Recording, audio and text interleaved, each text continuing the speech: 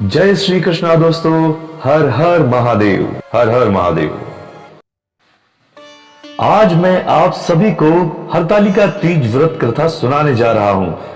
गणेश जी का ध्यान करते हुए सूत जी कहते हैं, मंदार की माला से जिनका केश अलंकृत है और मुंडों की माला से जिनकी जटा अलंकृत है, जो दिव्य वस्त्र धारण की है, जो दिगंबर है, ऐसे श्री पार्वती जी और शिव जी को मैं प्रणाम करता हूँ। कैलाश पर्वत के सुंदर शिखर पर माता पार्वती जी ने महादेव से पूछा, हे महेश्वर, मुझसे आप वह गुप्त से गुप्त बातें बतलाइए जो सभी के लिए सरल और महान फल देने वाली है। हे नाथ, यदि आप मुझ पे प्रसन्न हैं तो आप मुझे दर्शन दे। हे जगन्नाथ, यदि आप आदि मध्य और अंत रहित हैं, आपकी माया को कोई पार नहीं है, आपको मैंने किस भांति प्राप्त किया है, कौन सा व्रत तप और दान के पुण्य से आपको पुण्य फल से आप मुझको वर रूप में मिले हैं। महादेव जी बोले, हे देवी, मैं आपके सामने उस व्रत के बारे में कहता हूँ जो परम गुप्त है। जैसे तारागणों में चंद्रमा और ग्रहों में सूर्य, वर्णों में ब्राह्मण, देवताओं में गंगा, पुराणों में महाभारत, वेदों में शाम, इंद्रियों में मन श्रेष्ठ है, वैसे ही पुराण और वेद सब में इसका वर्णन आया है। इसके प्रभाव से तुमको मेरा आधा आसन प्राप्त हुआ है। हे प्रिय, उसी का मैं तुमसे वर्णन करता हूँ। भाद्रपद मास के शुक्ल पक्ष की हस्त नक्षत्र के दिन इस व्रत का अनुष्ठान मात्र करने से सभी पापों का नाश हो जाता है। तुमने पहले हिमालय पर्वत पर इसी महान व्रत को किया था जो मैं तुमसे सुनाता हूँ। पार्वती जी बोली, हे प्रभु, इस व्रत को मैंने किस लिए किया था यह मुझे सुनने की इच्छा है, सो कृपा करके कहें।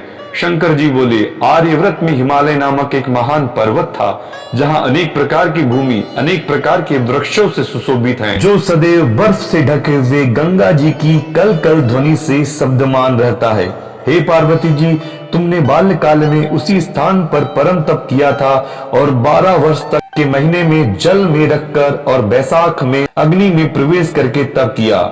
सावन के महीने में बाहर खुले में निवास कर अन्न त्याग कर तप करती रही। तुम्हारे उस कष्ट को देखकर तुम्हारे पिता को बड़ी चिंता हुई। चिंता में वह सोचने लगे कि मैं इस कन्या का विवाह किससे करूं। एक दिन नारद जी वहां आए और देवर्षि नारद ने तुम शैलपुत्री को देखा। तुम्हारे पिता हिमालय ने देवर्षि को अर्घपान आसन देकर सम्मान सहित बिठाया और कहा, हे मुनीश्वर, आपने यहाँ तक आने का कष्ट कैसे किया, कहें क्या आज्ञा है।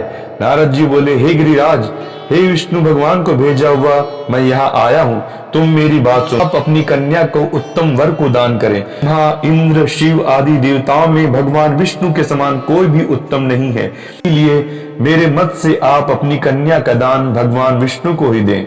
मैं बोले, यदि भगवान वासुदेव स्वयं ही कन्या का ग्रहण करना चाहते हैं और इस कार्य के लिए आपका आगमन हुआ है, वह मेरे लिए गौरव की बात है, मैं अवश्य उन्हें दूंगा। हिमालय का यह श्वासन सुनते ही देवर्षि नारद आकाश में अंतर ध्यान हो गए और भगवान विष्णु के पास पहुंचे। नारद जी ने हाथ जोड़कर भगवान विष्णु से कहा, प्रभु, आपका विवाह कार्य निश्चित हो गया है। इधर हिमालय जी ने पार्वती जी से प्रसन्न पूर्वक कहा, हे पुत्री, मैंने को गरुड़ ध्वज भगवान विष्णु को अर्पण कर दिया है।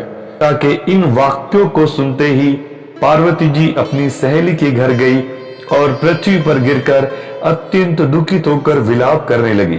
उनको विलाप करते हुए देखकर सखी बोली, हे देवी, तुम किस कारण से दुखी हो, मुझे बताओ, मैं अवश्य तुम्हारी इच्छा पूरी करूंगी। पार्वती बोली, हे सखी, सुन, मेरी जो मन की अभिलाषा है सुनाती हूँ। मैं महादेव जी को वरण करना चाहती हूँ। मेरे इस कार्य को पिताजी ने बिगाड़ना चाहा, इसीलिए मैं निस्संदेह इस शरीर का त्याग करूंगी। पार्वती के इन वचनों को सुनकर सखी ने कहा, हे देवी, जिस वन को तुम्हारे पिताजी ने न देखा हो तुम वहां चली जाओ। तब देवी पार्वती अपनी सखी को यह वचन सुन ऐसे ही वन को चली गई। पिता हिमालय ने तुमको घर पर न पाकर सोचा कि मेरी पुत्री को कोई देव, दानव अथवा किन्नर हरण करके ले गया है। मैंने नारद जी को वचन दिया था कि मैं पुत्री का भगवान विष्णु के साथ वरण करूंगा। हाय, अब यह कैसे पूरा होगा। ऐसा सोचकर वे बहुत चिंता आतुर हो मूर्छित हो गए। तब सब लोग हाहाकार करते दौड़े और मूर्छा दूर होने पर गिरिराज से बोले, हमें आप अपनी मूर्छा का कारण बताओ। हिमालय बोले, मेरे दुख का कारण यह है कि मेरी रत्न रूपी कन्या को कोई हरण करके ले गया, या सर्प ने काट लिया है, या किसी सिंह ने मार डाला। वह न जाने कहां चली गई है, या उसे किसी राक्षस ने मार डाला है। यह कहकर गिरिराज दुखित होकर ऐसे कांपने लगे जैसे तीव्र वायु के चलने पर कोई वृक्ष कांपता है। तत्पश्चात हे पार्वती, तुम्हें गिरिराज साथियों सहित घने जंगल में ढूंढने निकले। तुम भी सखी के साथ भयानक जंगल में घूमती हुई वन में एक नदी के तट पर एक गुफा में पहुंची। उस गुफा में तुम आनी सखी के साथ प्रवेश कर गई। तुम अन्न जल का त्याग करके बालू का लिंग बनाकर मेरी आराधना करती रही। उस समय पर भाद्र मास की हस्त नक्षत्र युक्त तृतीया के दिन तुमने मेरा विधि विधान से पूजन किया तथा रात्रि को गीत गायन करते हुए जागरण किया। तुम्हारे उस महाव्रत के प्रभाव से मेरा आसन डोलने लगा। मैं उसी स्थान पर आ गया जहाँ तुम और तुम्हारी सखी दोनों थी। मैंने आकर तुमसे कहा, हे वरानने, मैं तुमसे प्रसन्न हूँ, फिर तुम मुझसे वरदान मांग। तब तुमने कहा कि हे देव, यदि आप मुझसे प्रसन्न हैं तो आप महादेव जी ही मेरे पति हो। मैं तथास्तु ऐसा कहकर कैलाश पर्वत को चला गया और तुमने प्रभात होते ही मेरी उस बालू की प्रतिमा को नदी में विसर्जित किया। हे शुभे, तुमने वहां सखी सहित व्रत का पारायण किया। इतने में तुम्हारे पिता हिमवान भी तुम्हें ढूंढते ढूंढते उसी घने वन में आ पहुंचे। उस समय उन्होंने नदी के तट पर 2 कन्याओं को देखा तो ये तुम्हारे पास आ गए और तुम्हें हृदय से लगाकर रोने लगे। बोले, बेटी, तुम इस सिंह व्याधि युक्त घने जंगल में क्यों चली आई? तुमने कहा, हे पिता, मैंने पहले ही अपना शरीर शंकर जी को समर्पित कर दिया था, लेकिन आपने नारद जी को कुछ और बोल दिया, इसीलिए मैं महल से चली आई। ऐसा सुनकर हिमवान ने तुमसे कहा कि मैं तुम्हारी इच्छा के विरुद्ध यह कार्य नहीं करूंगा। तब वे तुम्हें लेकर घर को आए और तुम्हारा विवाह मेरे साथ हुआ। हे प्रिय, उसी व्रत के प्रभाव से तुमको मेरा अर्ध आसन प्राप्त हुआ है। इस व्रत राज को मैंने अभी तक किसी के सम्मुख वर्णन नहीं किया है। हे देवी, अब मैं तुम्हें यह बताता हूँ कि इस व्रत का नाम क्यों पड़ा। तुमको सखी हरण करके ले गई थी, इसीलिए हरतालिका नाम पड़ा। पार्वती जी बोले, हे स्वामी, आपने इस व्रत राज का नाम तो बता दिया, लेकिन मुझे इसकी विधि और फल भी बताइए कि इसके करने से किस फल की प्राप्ति होती है। महिलाओं को यह व्रत पूरे विधि विधान के साथ करना चाहिए। व्रत में केले के खंभों से मंडक बनाकर उसे वंदन वारों से सुशोभित करें। उसमें विविध रंगों के उत्तम रेशमी वस्त्र की चांदनी ऊपर तान दे। चंदन आदि सुगंधित द्रव्यों का लेपन करके महिलाएं एकत्रित हो शंख, भरी, मृदंग आदि बजाएं। विधि पूर्वक मंगलाचार करके श्री गौरी शंकर की बालू निर्मित प्रतिमा स्थापित करे। फिर भगवान शिव पार्वती का गंध, धूप, पुष्प आदि से विधि पूर्वक पूजन करे।